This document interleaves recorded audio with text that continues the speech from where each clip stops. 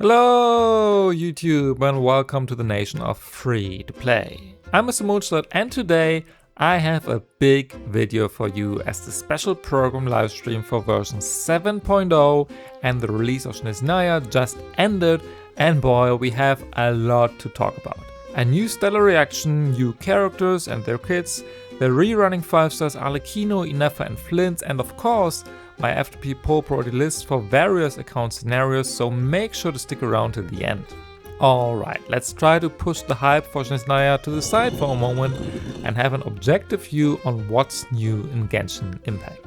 First, the new reaction that comes with 7.0, Stellar-swirl. How does that work?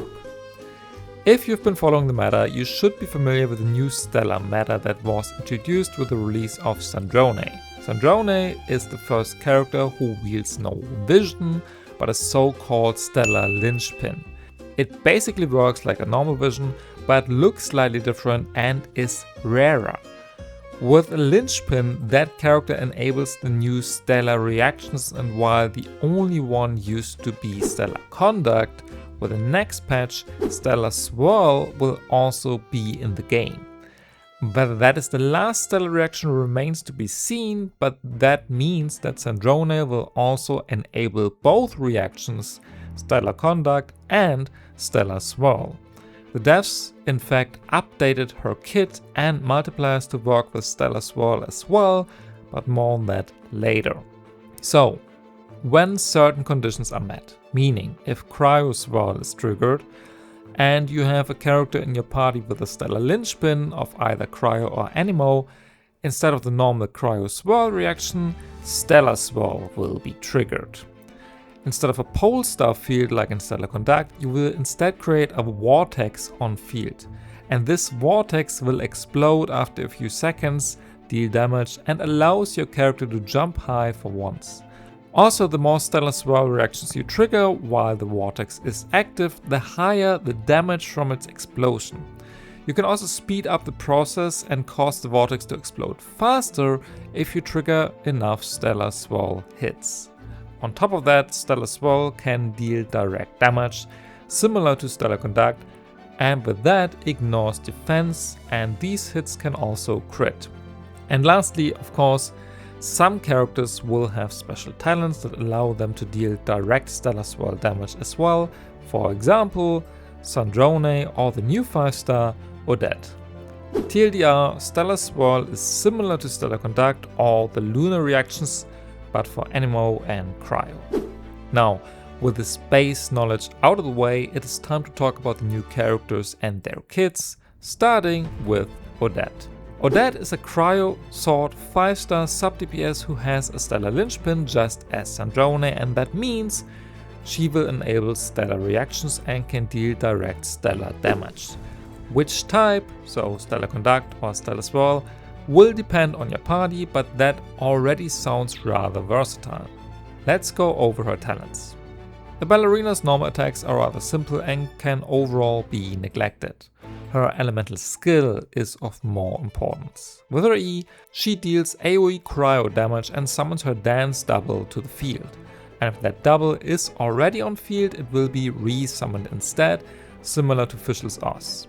This dance double alternates between two dance moves, dealing AoE cryo damage. On top of that, after using her skill, Odette will have access to her special skill, where her dance duet will deal AoE cryo damage over time, and once that duet ends, she deals one instance of AoE cryo damage that counts as direct stellar conduct or Stellar-swirl damage. In practice, this final hit of her special skill will be the majority of her damage and has a pretty big nuke potential. With her elemental burst, Odette deals multiple hits of AoE cryo damage and summons her dance double yet again. She will also gain a buff that increases stellar damage based on her talent investment. Plus, her skill will be replaced with a special skill, so the one with a big nuke at the end.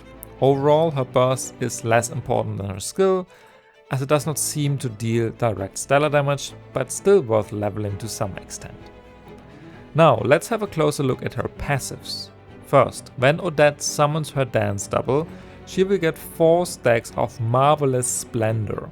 and every stack will increase your active character's stellar damage and will last until the dance double exits the field or when you resummon it. When Odette is off field, she will lose one stack every second and give that stack to your nearby party members instead. Overall, she can provide quite a bit of stellar damage bonus to your other units this way, so a pretty useful passive talent. Second, her own stellar damage is increased based on her attack, and she also has the standard lunar/stellar passive that converts Cryo-swirl and Super Contact into their stellar versions and buffs those reactions based on her own stats. Same as Snezhnaya or the Lunar 5 stars for the lunar reactions. And she shows local specialties, so useful while farming for her essential materials. Odette seems like quite a strong sub-DPS who enables both stellar reactions and can work with Snezhnaya, but probably also future damage dealers. She seems easy to play, provides buffs, and can run the new artifact set coming in 7.0. This supportive set will buff the equivalent character's attack and gives 50% stellar damage bonus to the entire party. With her kit covered, I want to talk about the latest 4-star in Genshin, Alyosha.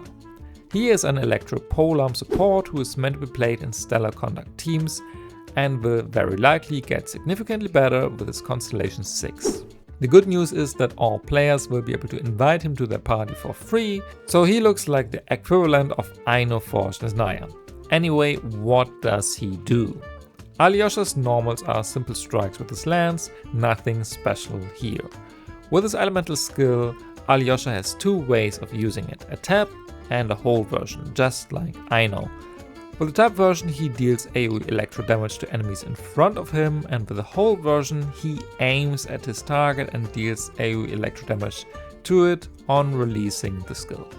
The more important aspect is that in both use cases Alyosha will apply the Hunter's Mark to opponents, and this mark can buff your on-fielder's attack based on Alyosha's talent investment. To be more precise, when Alyosha wants to apply his Hunter's Mark to an enemy that is already marked with it, it will trigger said effect. This way the mark will be removed and grants your active character the attack bonus. But in order for his kit to actually function, we also need to cover his elemental burst. With his ultimate, Alyosha summons his companion Tugarin and turns the area into a hunting field for a short time.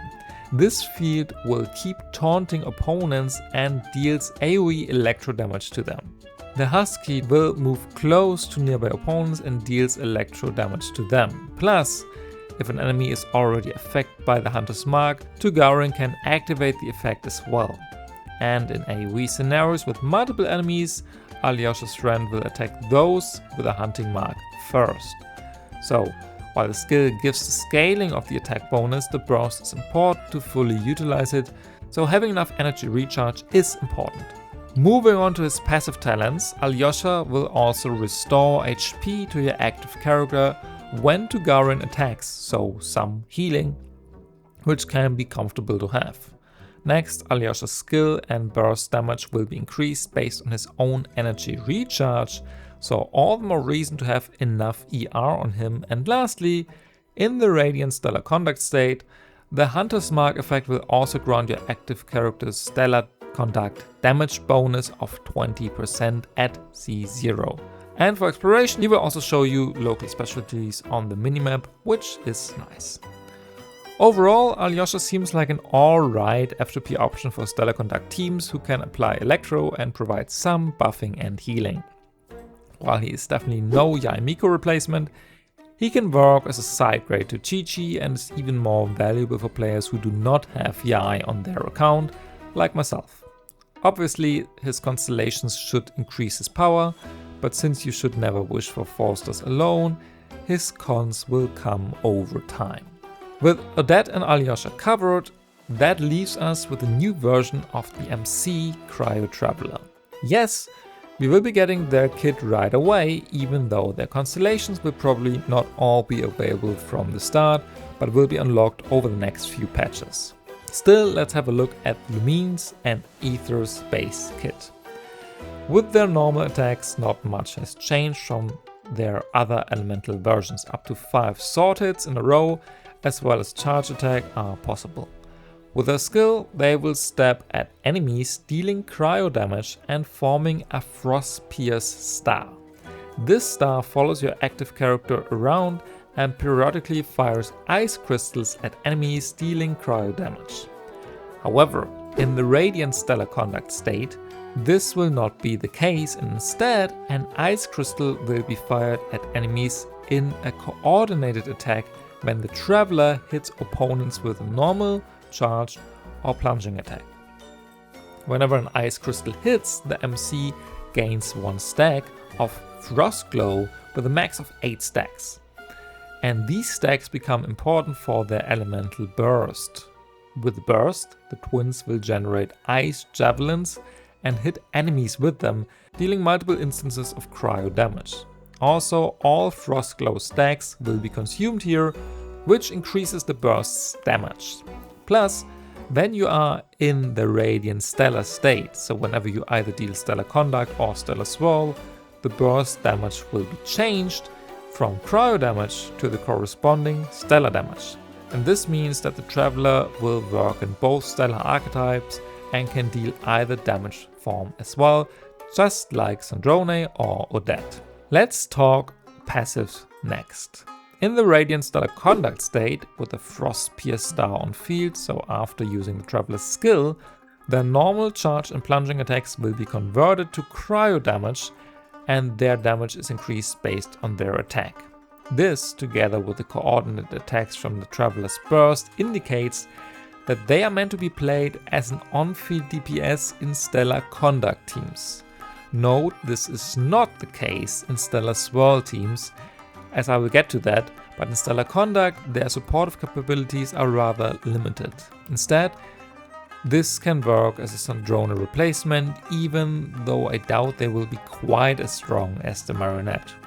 With their other passive, their EM is increased based on their attack, and lastly there is their Stellar passive, and this one is huge. The Traveler will enter the Radiant Stellar Conduct state inside a Polestar field or the Radiant Stellar-swirl state when Stellar-swirl is triggered.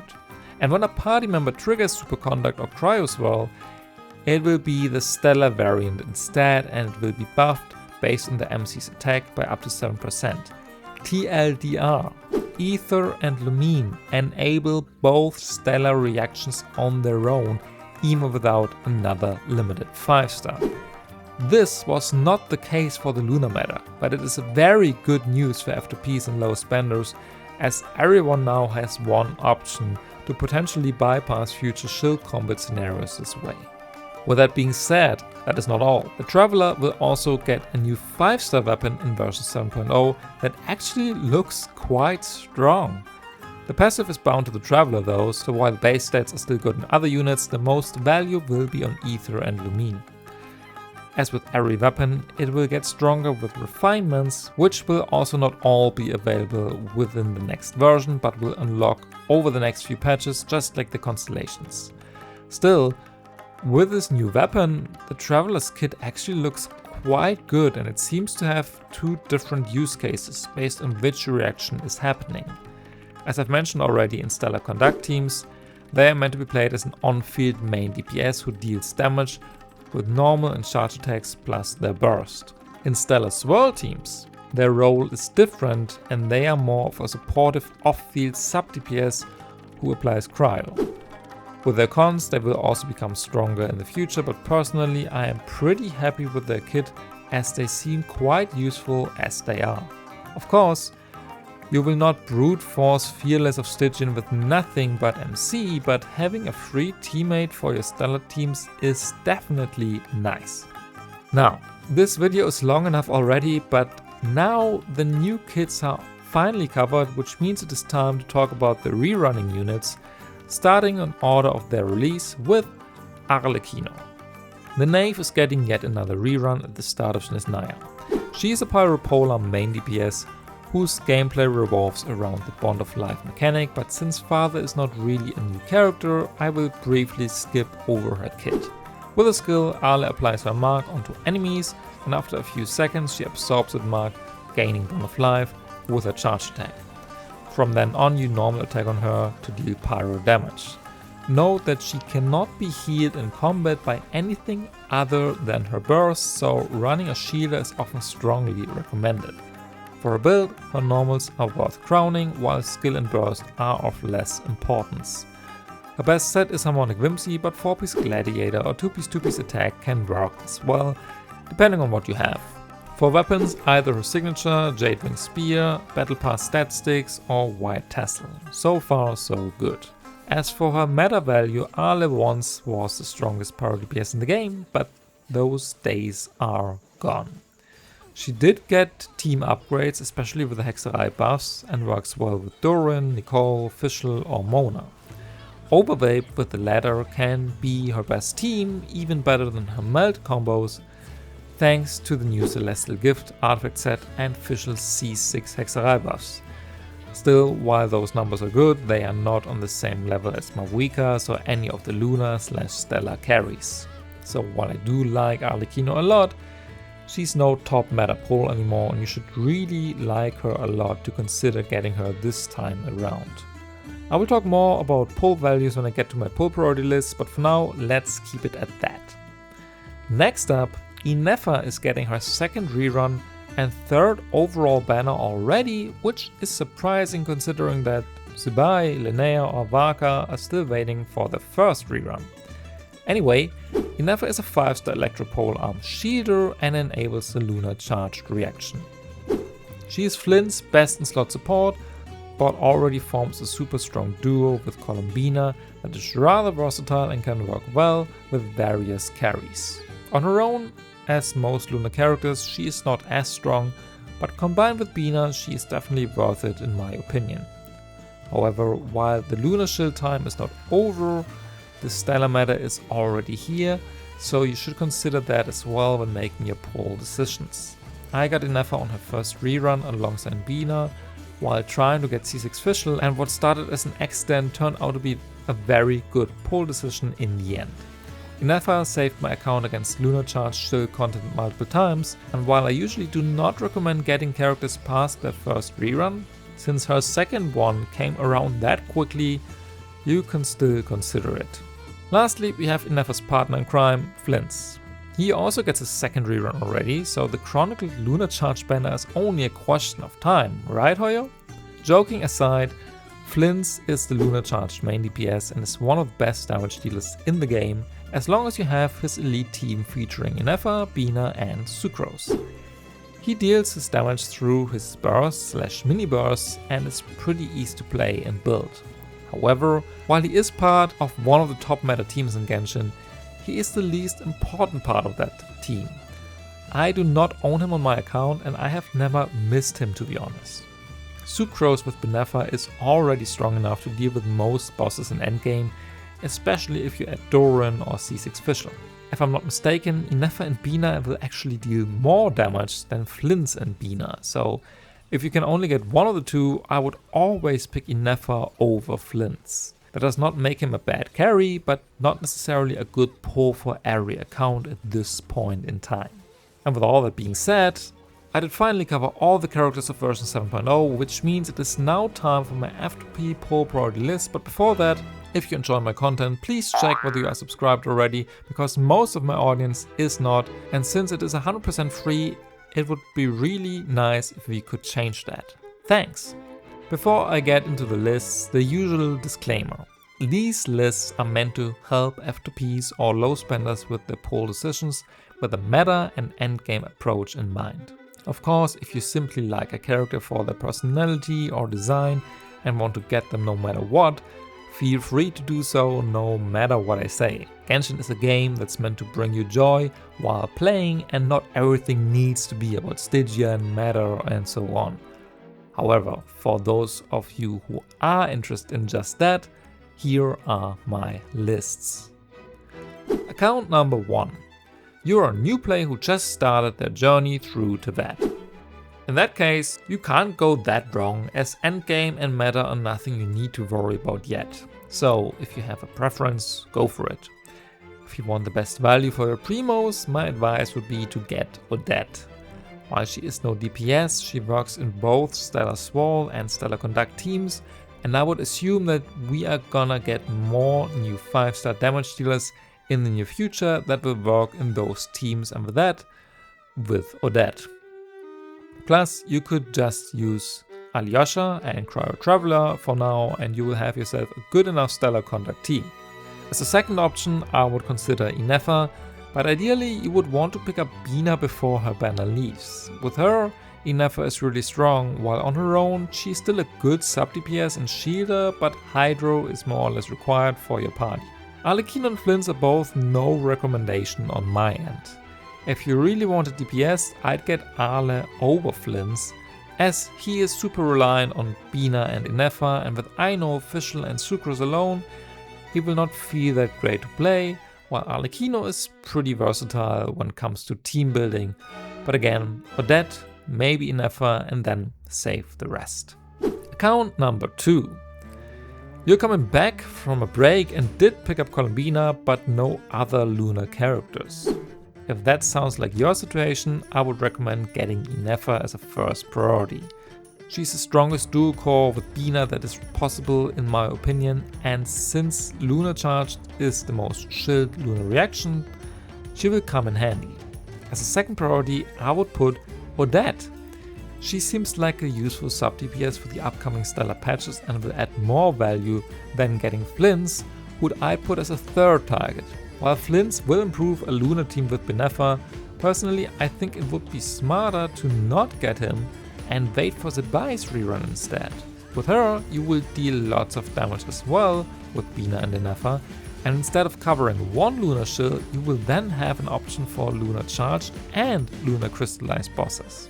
Lastly, Arlecchino is not meta relevant enough to go for her over the other options, which leaves her in the last slot. And lastly, account number 3. You have been playing throughout Not Cry and already have one Lunar team on your account. In that case, the only option you should really consider for meta is Odette.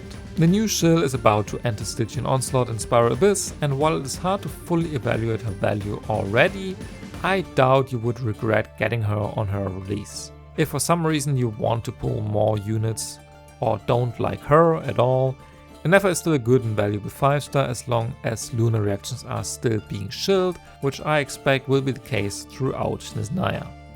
The two DPS are both luxury pulls at this point, and I'd rather hold my Primos tight for 7.1 and beyond, but that's just my personal take. And with these lists, I'm also pretty much done for today. I'm super excited for Snezhnaya and can't wait to explore the new map, play the quests and build the characters. However, I will have to take it slow as I will be getting married soon, which is why the How to Beat Imaginary Theater for August will be the last video for about 2 weeks. But I will try to be back for the next Abyss and Stygian, so not too long of a break. Anyway, if you liked this video, feel free to give it a like and subscribe to my channel. Also, let me know who you're pulling for next in the comments down below. I will go for Odette as I like her design and she seems pretty strong. Anyway, enough yapping for today. Thanks again for watching, good luck on your pulls, and I will see you in the next video. Bye!